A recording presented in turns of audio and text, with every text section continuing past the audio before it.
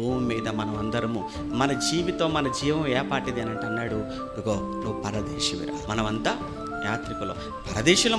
మనం పరదేశులు అనే సంగతి మనకి ఇప్పుడు బ్రతుకున్నప్పుడు ఇప్పుడు అర్థం కాదండి. చచ్చిపోయిన తర్వాత శవాన్ని పెట్టెలో పెట్టి ఊరు ఏమన్నా శ్మశానం తీసుకుని వెళ్ళిపోయేటప్పుడు అప్పుడు ఒక మంచి పాట పాడతారు. మీ అందరికి బాగా తెలుసు ఆ పాట. ఏమంటారు? పరదేశులమో ప్రియులారా. ఎవరి కోసం పాడుతున్నారు ఆ పాట? అసలు నిజంగా చెప్పాలంటే ఆ పాట రోజు ఆదివారం మాత్రం ఒక్కసారైనా కానీ ఆరాధనలో పాడుకోవాల్సిన పాట అది.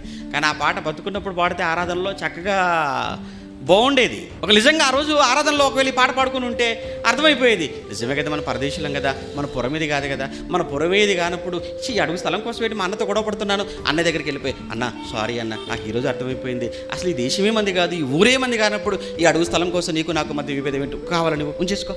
కానీ ఆ పాట పాడరు కదా ఆ రోజు. ఎప్పుడు ఈ పాట ప్రత్యేకంగా ఎప్పుడు పాడాలంటే చచ్చిపోయిన తర్వాత శవాన్ని తీసుకునేటప్పుడు పాడాలి. ఎవరి కోసం? శవం కోసమా? శవం వినదు కదా, శవం వింటేనే కదా, శవం వినే అవకాశం లేదు కదా, శవం ఎలాగో మారదు కదా. పేతురు గారు ఈ మాట చనిపోయిన వాళ్ళ కోసం చెప్పాడా, బ్రతుకున్న వాళ్ళ కోసం చెప్తున్నాడా? భూమి మీద మనం అందరము పరదేశులము, యాత్రికులము, మన పురం ఇది కాదు, మన లోకం ఇది కాదు అన్న ఈ మాటతో కూడిన ఈ పాట ఆయన బ్రతుకున్నప్పుడు బ్రతుకున్నటువంటి వాళ్ళకి చెప్తే, మనం కూడా ఈ మాట కలిగినటువంటి పాట ఎప్పుడు పాడుకుంటే బాగుంటుంది? బ్రతుకున్నప్పుడు, సంఘంలో ఉన్నప్పుడు పాడుకుంటే కొందరైనా ఆలోచించే వాళ్ళేమో, మారిపోయే వాళ్ళేమో.